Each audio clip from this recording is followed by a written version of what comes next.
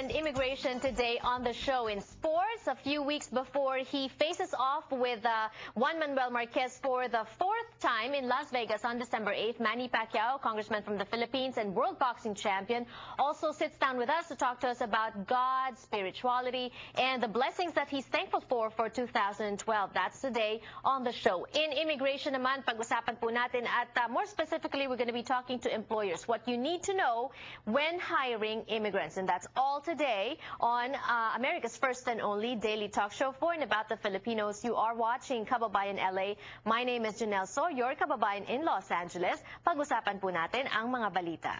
Pinoy na Pinoy, Weekend Balita. Yes, Weekend Balita.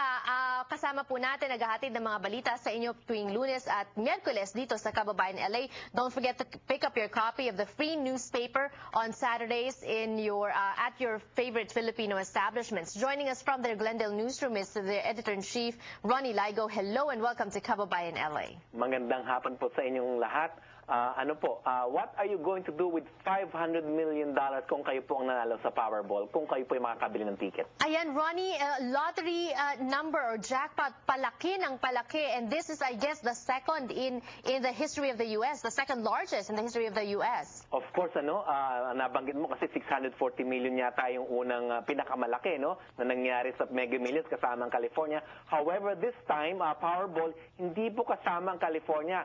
There are 48 states, pati Virgin Islands kasama po dyan. However, kung may mga kamag-anak po kayo sa East Coast, sa New York, or sa Oregon, sa Arizona, kami po sa Boston, may kamag-anak kami, so bumibili kami ng ticket ngayon through our sister-in-law sa Boston. In the state of Maryland alone, Powerball wagers or combination of numbers were being sold for $2 each at a dizzying rate of, my gosh, Ronnie, 158 per second on Wednesday morning. So siguro ang haba ng pila pagbili ng lottery. Oo, pag ako nanalo niyan, Janelle, bibili yata ako ng isla at mangingisda na lang ako ng mga nakatupis na mga isdang payat. Pag ikaw nanalo, Ronnie, babalatuhan mo naman ako. Of course.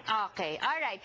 Another number, I said earlier on the show, a lot of numbers today to discuss. Ito naman, also good news for us, Ronnie, especially those who still have family and friends in the Philippines. Patuloy daw na lumalago ang ekonomiya ng Pilipinas. Opo, 7.1% yun po ang sinasabing rate ng pag-unlad po ng ating bayan. In fact, it is the best performing country in Southeast Asia at maganda pong balita ito. Of course, ang dahilan po nito ay mga reforms na in-institute po ng ating Pangulo na si Benigno Noynoy Aquino, and hopefully this will bear more fruits for the Philippine economy.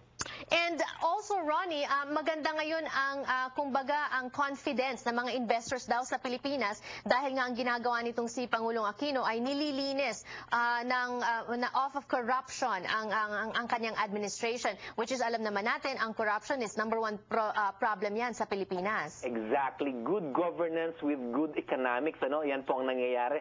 So hopefully itong mga in-institute nating reforms ay magtuloy-tuloy hindi lang po sa term ni Pangulong Noynoy Aquino at so hopefully beyond para po ma-recognize naman ng ating bayan despite strong, sabi nga nila, despite strong economic headwinds kasi alam naman natin dito sa United States meron tayong the fear of fiscal cliff at sa Europe naman po ay tuloy-tuloy po ang paghirap ng mga bayan doon. Pero hopefully ating bayan ay tuloy-tuloy po itong ating pag-unlad at sana po hindi tayo masyado maapekto na nangyayari sa ibang bansa. Could it be, Ronnie, that the whole of Asia region ay umuunlad at kaya napapasama rin ang Pilipinas? Alam mo, lahat umuunlad, even Malaysia, Vietnam, and Thailand. However, like I said, the Philippines posted the best so far in Southeast Asia.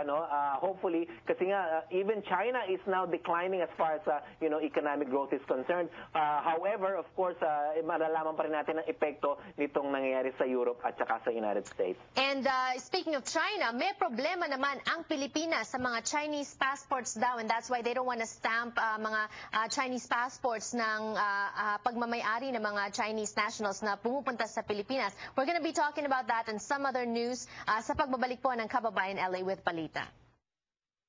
Meanwhile, yaman din lang po na umuunlad ang ekonomiya ng Pilipinas. Iniimbitahan naman namin kayo na bumisita sa inyo pong bayan, yun pong mga matagal lang hindi nakakabalik. Here is the best deal for you para naman dun sa mga hindi pa nakakauwi ng Pilipinas ever. Also, you should get on this trip.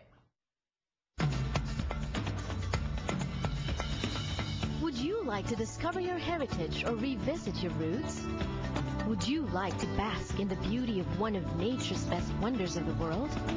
Would you like to connect with like-minded people and explore opportunities for greatness? Join the Bayani Tour from February 14th to 23rd, brought to you by Gawad Kalinga and Philippine Department of Tourism.